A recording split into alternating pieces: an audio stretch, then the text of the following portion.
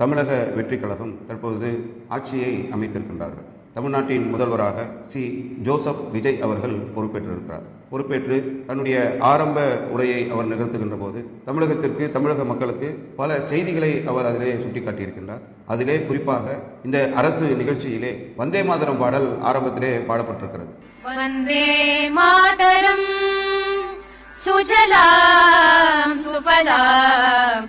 தமிழகத்திலே இல்லாத ஒரு புதிய நடைமுறை, இஸ்லாமியர்களுக்கு எதிரான, இந்திய இறையாண்மைக்கு எதிரான, மதசார்பற்ற தன்மைக்கு எதிரான வந்தே மாதரம் பாடலை தமிழகத்துடைய ஒரு அரசு நிகழ்ச்சியிலே அரங்கேற்றிருக்கின்றார்கள். இது தாவேகா தரப்பினருக்கு தெரியாமல் நடந்திருக்கும் என்ற நிலையிலே ஒரு சிலர் அது குறித்து கேள்விகளை எழுப்பிய பிறகு தாவேகாவுடைய நிர்வாகியாக இருக்கக்கூடிய ஆதவ் அர்ஜுனா பெயரிலே ஒரு அறிக்கை ஒன்று வெளியிடப்பட்டிருக்கிறது. அது முன்கூட்டியே அவர்களுக்கு தெரிந்துதான் அது அரங்கேற்றப்பட்டிருக்கிறது என்பது மிகப்பெரிய ஒரு வேதனைக்குரிய ஒரு விஷயம். 8 கோடி மக்களுக்கான முதல்வராக நான் செயல்படுவேன் என்று விஜய் பேசியிருக்கிறார். நண்பர்களாக இருந்தாலும் எதிரிகளாக இருந்தாலும் 8 கோடி மக்களும் என் மக்கள் தானே. சிறுபான்மை மக்களுக்கு பாதுகாப்பாக இருப்பேன் என்பதை அவர் குறிப்பிட்டிருக்கிறார்.